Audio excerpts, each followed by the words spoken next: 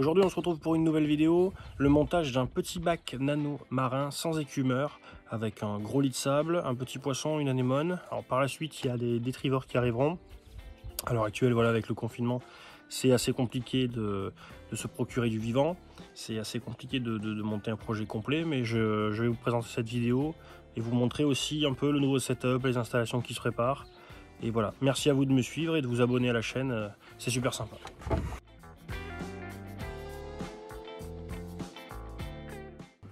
On se retrouve dans mon nouveau setup. J'ai supprimé le bac du salon dans le but de faire un terrarium. J'ai installé tout le bac d'en haut dans mon chalot. J'ai transféré tous mes coraux, j'ai transféré les poissons, le vivant. Tout le matériel a été concentré ici. Je suis en train de tout repenser pour pouvoir tourner des vidéos et vraiment rester dans la même pièce. J'ai monté un nouveau bac de préparation d'eau. Un grand chalot va venir ici. Tu vois, j'ai encore des lecs à faire, donc c'est encore un peu le bordel. Ici j'ai un petit bac avec des PV qui va me servir pour un nouveau projet. Je vais aussi vous parler de tout un tas de produits. Aujourd'hui on est là pour parler de ce bac. Donc c'est un petit nano avec un grand lit de sable. Le sable a été mélangé au sable de mon ancien refuge. Le but c'est d'avoir un couple de clowns avec une anémone. Donc là bon, l'anémone elle s'est barrée derrière, mais je vous mettrai des plans de coupe dessus. Voilà pourquoi un peu j'ai choisi cet éclairage, etc. Donc c'est vraiment avec de la récup et c'est un petit projet à suivre. Ça demande pas beaucoup d'entretien. On change 4, 5 litres, 6 litres d'eau par semaine maxi pour avoir le vivant en bonne santé. On nourrit pas trop, il n'y a pas trop de population. Prochainement je vais recevoir des détrivores et je ferai l'introduction, je vous expliquerai pourquoi. Avec le confinement c'est un peu compliqué, puis j'évite de faire des commandes. Voilà, mon ancienne décante qui va pas tarder à partir. Ici voilà, à la place de ce meuble, il y aura un nouveau bac et voilà, je vous ferai un petit tour sur l'installation. Bon voilà, ça fait déjà longtemps que je parle, alors on passe à la préparation de ce nano.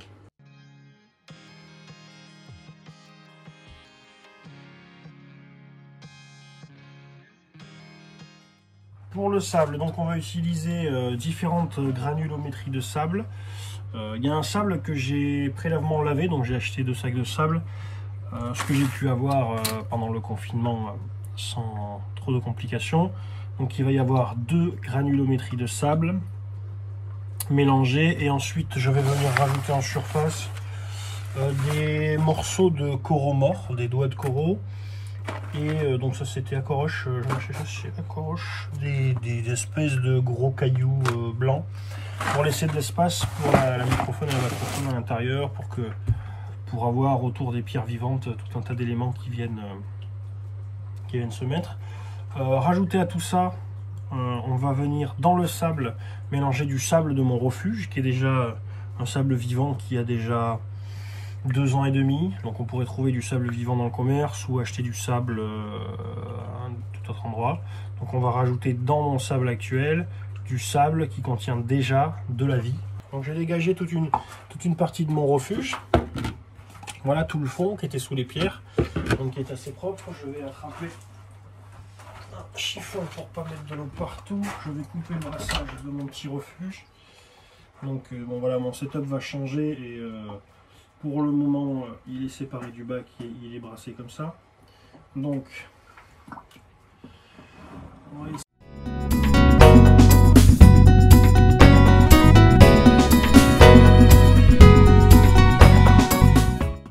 Donc on a un peu de sable. Directement le sable donc ici. Donc comme j'ai montré tout à l'heure, le sable je l'ai lavé. Je l'ai lavé pour le débarrasser de toute sa poussière. Donc là je vais y rajouter le sable de mon refuge. Voilà.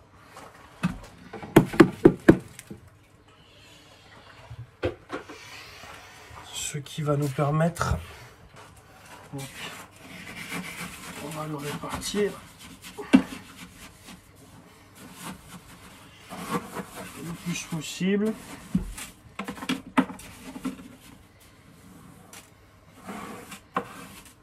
De manière uniforme, donc ça le mélange en même temps.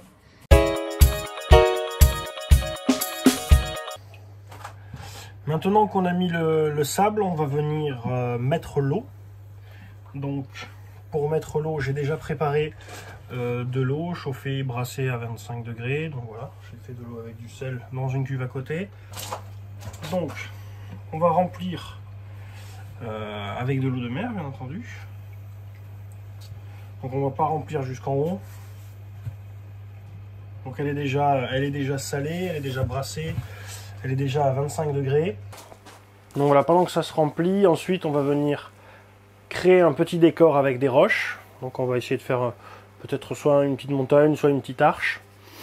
On va ensuite mettre la pompe de brassage et on va venir mettre le chauffage à l'intérieur. Donc voilà, je viens mettre mon petit chauffage. Je vais le mettre ici.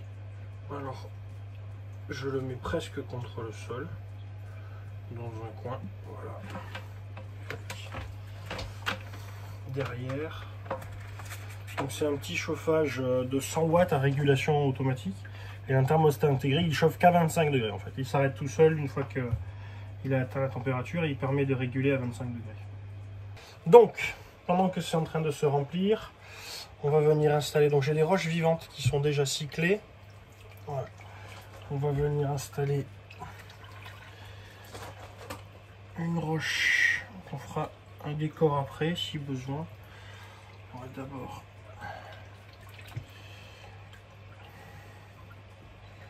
venir faire quelque chose comme ça.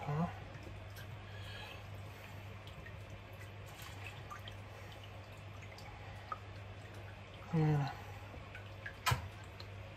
Pour le moment, ça va nous permettre d'avoir de la microfaune qui arrive. Parce que c'était des pierres qui étaient dans mon refuge. C'est de la pierre naturelle.